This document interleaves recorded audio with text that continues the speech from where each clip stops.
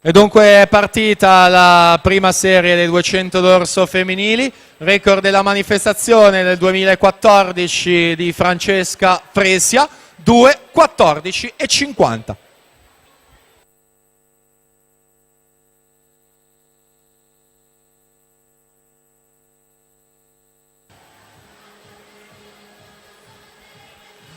Vediamo la situazione dopo i primi 50 metri. Zoe Massetti in prima corsia, 32,91, con Adelaide Toso in seconda posizione, 33,08 per lei. Della Toso abbiamo ricordato nella giornata di ieri, per lei la medaglia di bronzo ai Criteria 2K17 nella gara dei 50.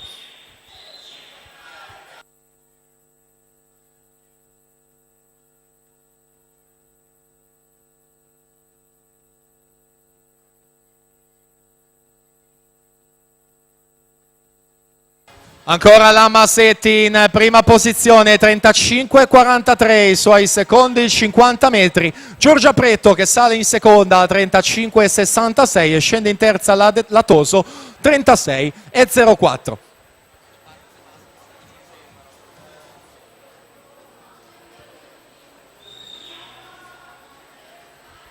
Terzi 50 metri, come sempre fondamentali all'interno di una prova sulla distanza dei 200. Massetti che prova a resistere agli attacchi che arrivano dalla terza corsia, dove nuota Andrea Ambrapescio, che risale fino alla seconda posizione. Andrea Ambrapescio, anche per lei quest'anno trasferimento in quel di Bologna ai colori del De Hacker Team, atleta ligure di Savona che è stata medagliata in passato ai giovanili nei misti e nel dorso. Massetti dunque alla 1, Pescio alla 3, poi Giorgia Pretto in terza posizione, lotta per le medaglie con Andrea Ambrapescio che davvero risale tantissimo nella seconda fase di gara, affianca e forse sorpassa la Massetti e testa a testa nel finale per aggiudicarsi questa prima serie. 2 minuti 19,05, stesso tempo, e dunque a entrambe la vittoria Andrea Ambrapescio e Massetti Zoe.